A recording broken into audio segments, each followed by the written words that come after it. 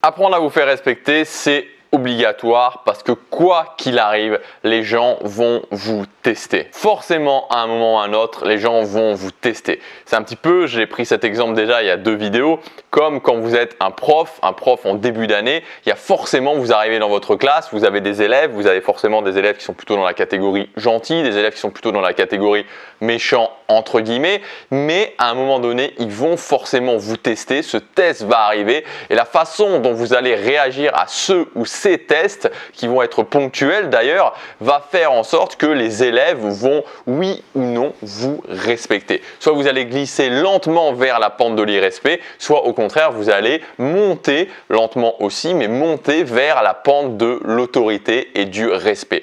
Donc dans cette vidéo, j'aimerais qu'on parle de ça, d'une façon un petit peu différente, puisque je voudrais vous montrer pourquoi les gens ne vous respectent pas, qu'est-ce qui fait que dans vos actions, parce qu'encore une fois, ça passe toujours par les actions, les gens ne vous respectent pas. Moi, pendant plusieurs années, c'était mon cas, j'étais pas du tout, mais alors pas du tout respecté, c'était vraiment, mais vraiment mon point noir. Et par rapport à ça, je voudrais vous dire plusieurs choses. La première chose, c'est que je ne sais pas dans quelle situation vous êtes actuellement, je ne sais pas où est-ce que vous en êtes au niveau de l'irrespect. Peut-être que c'est quotidien, peut-être que vous avez la boule au ventre avant d'aller au lycée, à la fac, au travail, que c'est quelque chose qui vous prend vraiment aux tripes. Et je voudrais vous dire que par rapport à ça, je vous comprends. Voilà, je ne peux pas changer les choses comme ça d'un coup de baguette magique, mais je vous comprends. Je suis passé par là et je veux vous dire qu'on peut aller au-delà de ça. Le deuxième point, c'est qu'il faut agir. Vous devez impérativement agir. Vous ne devez pas laisser couler les choses parce que ça ne changera pas et ça peut changer. Ça peut changer et ça ne prend pas tant de temps que ça. Et le troisième point, c'est qu'il faut prendre des actions, il faut agir, mais des actions différentes. Et c'est souvent là où on a du mal, c'est-à-dire à faire le lien, même si on peut le comprendre parfois à un niveau logique, mais vraiment l'intérêt de dire que c'est mes actions et le fait de reprendre toujours les mêmes actions qui me mènent toujours au même résultat. On pourrait prendre, si vous voulez, un exemple qui est un petit peu différent, mais un élève, encore une fois, un élève qui aurait des mauvaises notes et un élève qui a des bonnes notes. Qu'est-ce qui fait la différence si on les observe simplement au quotidien entre un groupe de 10 élèves qui a des bonnes notes et un groupe de 10 élèves qui ont des mauvaises notes? On les observe pendant 1 mois, pendant 2 mois, pendant 3 mois, mettons pendant un trimestre. On note des actions qui sont des actions qui reviennent tout le temps chez les élèves qui ont des bonnes notes et des actions qui reviennent tout le temps chez les élèves qui ont des mauvaises notes. Donc en fait, si les élèves qui ont des mauvaises notes, on leur fait prendre, on les forçait quelque part à prendre des actions, à prendre les mêmes actions que les élèves qui ont des bonnes notes, miracle, on verrait que petit à petit, leurs notes s'élèveraient. Alors pour vous, il n'y a personne qui peut vous forcer. Personne ne peut vous forcer à agir différemment. C'est que vous qui pouvez vous-même en fait vous forcer, vous-même vous faire comprendre que la sortie du non-respect, le fait de vous faire respecter par les autres, c'est pas très loin, c'est pas quelque chose qui est très loin et que si vous vous dites OK, si vous vous engagez à prendre des nouvelles actions, vous allez pouvoir réussir. Donc dans cette vidéo, je vais vous donner plusieurs points qui expliquent l'irrespect et pourquoi, si c'est votre cas, vous ne vous faites pas respecter. Avant de démarrer, je voudrais aussi vous rappeler qu'aujourd'hui, c'est le dernier jour pour accéder à ma formation qui s'appelle S'intégrer dans son cercle social.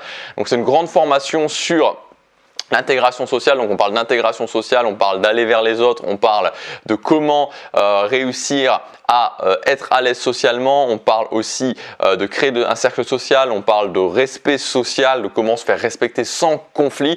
Donc cette formation, elle est disponible jusque ce soir à 23h59. Vous avez toutes les informations dans le premier lien dans la description si ça vous intéresse. Premier point qui va faire que vous ne vous faites pas respecter, c'est la notion du signal. Qu'est-ce que j'appelle le signal? En fait, c'est quand vous-même, vous ne vous respectez pas.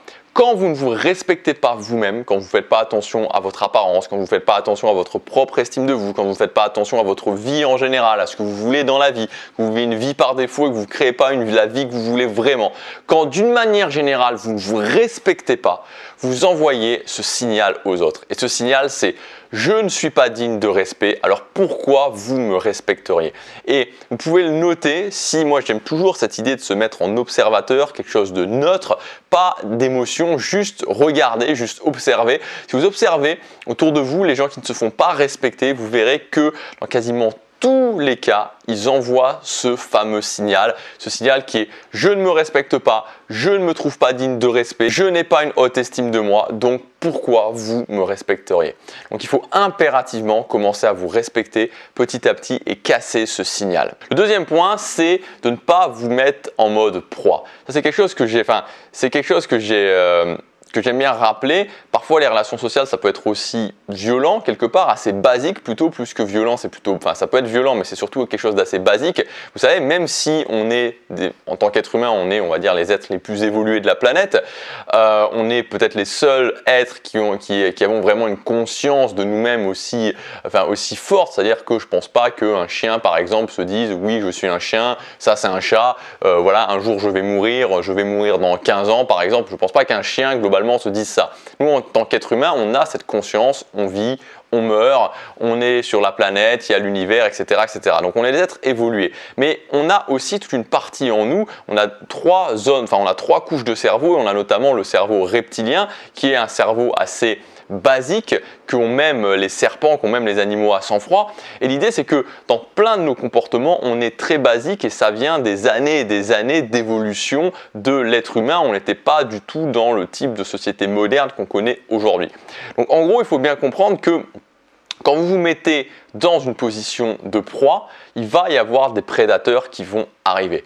Donc en fait, les gens, les cons, parce qu'il y a des, voilà, on peut employer le mot, les cons qui vont trouver parfois même un certain plaisir à ne pas respecter les autres, à se moquer des autres, à pourrir la vie des autres au quotidien, ces gens-là, on peut les considérer comme des prédateurs. Et donc les prédateurs, qu'est-ce qu'ils vont faire? Ils vont chercher des proies. C'est-à-dire que le lion qui veut aller manger son gnou, il va en général aller prendre le gnou qui est isolé, il va en général prendre le gnou qui a été blessé, le gnou qui est faible et pas le super grand gnou qui est puissant, qui est entouré de sa garde rapprochée de gnous, où le lion sait que il y a de fortes chances qu'il se fasse embrocher. Donc c'est toujours pareil, c'est-à-dire on peut être un prédateur, mais en tant que prédateur, on va quand même chercher la facilité. Donc ces gens-là vont aussi chercher la facilité. Donc l'idée, c'est de ne pas leur montrer la voie vers vous et de ne pas vous mettre en mode proie.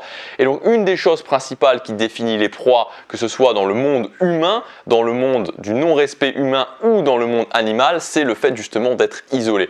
Plus vous êtes isolé, plus vous vous mettez en mode proie. Donc vous avez tout intérêt à vous intégrer socialement pour ne pas déclencher l'alarme chez les prédateurs en vous disant c'est quelqu'un d'isolé, c'est une proie potentielle. Troisième point, c'est le fait de laisser l'irrespect s'installer. C'est souvent une erreur qu'on peut faire, c'est de se dire bon allez, c'est pas trop grave. Vous savez un petit peu, encore une fois, je prends cet exemple comme le prof en début d'année qui dit ah bah tiens, il y a Jean-Paul là qui est en train de parler un petit peu plus fort. Bon allez, je vais rien dire, c'est pas trop grave. Ah et puis tiens, il y a Jean-Paul qui est en train de jeter des boulettes de papier sur un autre camarade. Ah bon bah allez, c'est pas trop grave. Ah bah tiens, il y a Jean-Paul qui est monté, qui est en train de danser sur la table. Vous voyez, en fait c'est toujours une escalade. C'est-à-dire qu'on commence pas directement avec un truc énorme, on commence par un petit truc et on voit comment l'autre personne réagit.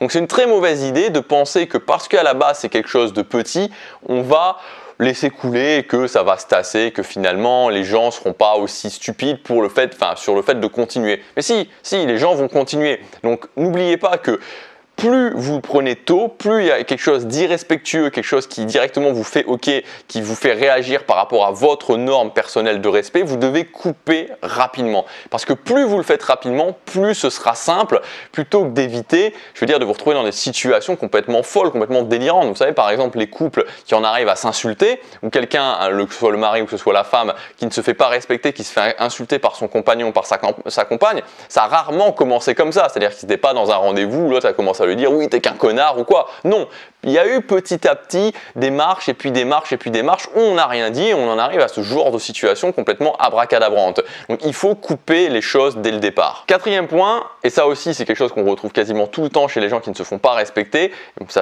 moi j'étais un champion à ce niveau-là, c'est de faire l'amalgame entre le respect et l'appréciation. Et en fait de se dire ok, si je laisse couler au niveau du respect, peut-être que je serai plus apprécié. Ça n'a rien à voir. C'est-à-dire que vous pouvez à la fois être apprécié et pourtant qu'on ne vous respecte pas et être ultra respecté et de pas du tout être apprécié. Et vous avez sûrement pu déjà le rencontrer, d'avoir affaire à des gens qui sont extrêmement respectés et qui pourtant sont pas du tout appréciés et dès qu'ils s'en vont, dans leur dos on va parler, on va dire ah machin il a fait ça, tu te rends compte, mais quand il est là, tout le monde va écraser parce qu'il est respecté. Donc en fait, il faut bien comprendre ça et encore une fois, l'idée actuellement, quand on est dans une zone de non-respect, c'est de comprendre que c'est pas parce qu'on va être apprécié par les gens, c'est pas parce qu'on va rendre des services aux gens, c'est pas parce qu'on va être gentil avec des gens qu'on va forcément avoir du respect. Ça n'a strictement rien à voir, donc déconnectez bien les deux. Le cinquième point, c'est que il n'y a pas vraiment de conséquences pour celui qui ne vous respecte pas.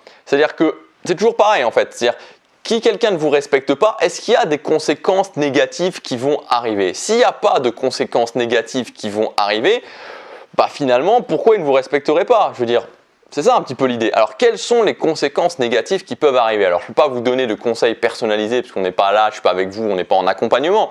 Mais ce que je peux vous dire, c'est par rapport à votre situation, ça dépend évidemment de la situation, professionnel, amoureux ou amical, c'est pas du tout la même chose. Mais comment vous pouvez faire en sorte qu'il y ait des conséquences qui soient plus ou moins désagréables pour cette personne? Est-ce que vous avez des gens où poser des limites va être suffisant? Mais c'est tout aussi bien qu'en plus des limites, il y ait potentiellement des conséquences qui soient plutôt négatives pour la personne. Parce que les gens, vous savez, tout le monde réagit par rapport à son propre intérêt. Et donc, quel intérêt on a à aller ennuyer quelqu'un qui non seulement va nous faire remarquer qu'il veut se faire respecter, et qui potentiellement a la possibilité de faire qu'on ait des conséquences négatives. Donc voilà, les conséquences négatives, ça peut être plein de choses. Ça peut être le fait, par exemple, de faire du bruit, ça peut être le fait de s'énerver sur la personne, ça peut être le fait d'aller en parler à d'autres personnes, ça peut être le fait d'en parler à votre hiérarchie, ça peut être plein de choses différentes, mais qu'il y ait potentiellement, ça ne veut pas dire que ça va arriver, mais que potentiellement, il y ait plus à perdre qu'à y gagner pour cette personne-là. Et enfin, le dernier point, et c'est un point encore une fois qui peut paraître basique, mais qui est vraiment important, c'est le fait de la peur, tout simplement. Est-ce que vous avez peur de vous faire respecter? Et les gens le sentent en fait. Moi j'avais peur de me faire respecter, j'avais peur socialement, j'avais peur des autres mecs, j'avais peur de plein de choses. J'étais monsieur peur en fait, j'avais peur de plein de choses. Et surtout ça a été un long chemin à la fois pour le respect et à la fois dans mon développement personnel parce que j'étais terrorisé partout. Si vous voulez, j'y avais tellement reculé par rapport à mes peurs pendant mes 20 premières années, et c'est ce que j'explique souvent quand je dis qu'on est piégé dans sa zone de confort, c'est que j'avais tellement reculé, dès qu'il y avait une peur, je disais ah bah non je fais pas, dès qu'il y avait une peur, ah bah non je reculais, dès qu'il y avait une peur, ah bah non j'ai peur, voilà, j'étais presque terrorisé partout en fait, j'étais presque terrorisé par, voilà. Et en fait au niveau social ça se sent, les gens le sentent, vous savez c'est très basique encore une fois, mais c'est la vérité. C'est souvent on dit quand il y a des gens qui ont peur d'un chien que le chien va plus avoir tendance à mordre si vous avez peur. Enfin, si vous avez peur, le chien le sent et d'un coup ça le rend plus agressif. Alors que si vous arrivez avec le chien et que vous n'avez pas peur du tout et que le chien sent que vous n'avez pas peur du tout, bah, très généralement il va rien se passer. Et moi j'ai cet exemple. Vous savez quand moi mes parents c'était des gens qui étaient modestes. Pendant un certain temps on habitait dans des quartiers qui étaient des quartiers. Alors ça remonte à 20 ans, hein, mais c'était des quartiers qui déjà à l'époque étaient des quartiers plutôt, voilà, avec pas tellement un gros niveau de sécurité, avec des groupes de jeunes qui étaient parfois qui étaient parfois 5, 10, qui voilà, pouvaient ennuyer d'autres personnes, alors bon, c'était pas des trucs de fous évidemment, c'était des trucs de jeunes, mais enfin, ça dépend, qui pouvaient casser les boîtes aux lettres, qui pouvaient jouer au foot, qui pouvaient jouer au foot à côté des voitures.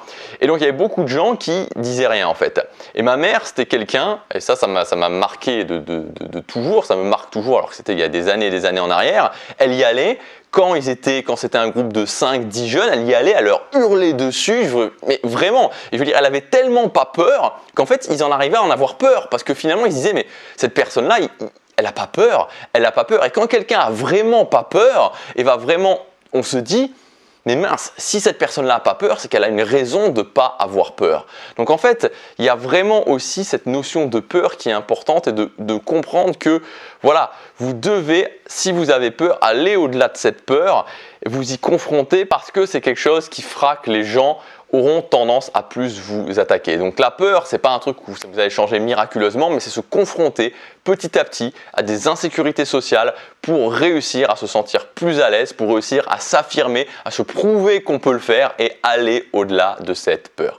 Voilà, j'espère que cette vidéo vous aura aidé. Encore une fois, prenez action, ne laissez pas les choses couler, c'est trop dommage. Moi, je me suis pourri la vie pendant des années, pendant vraiment des années.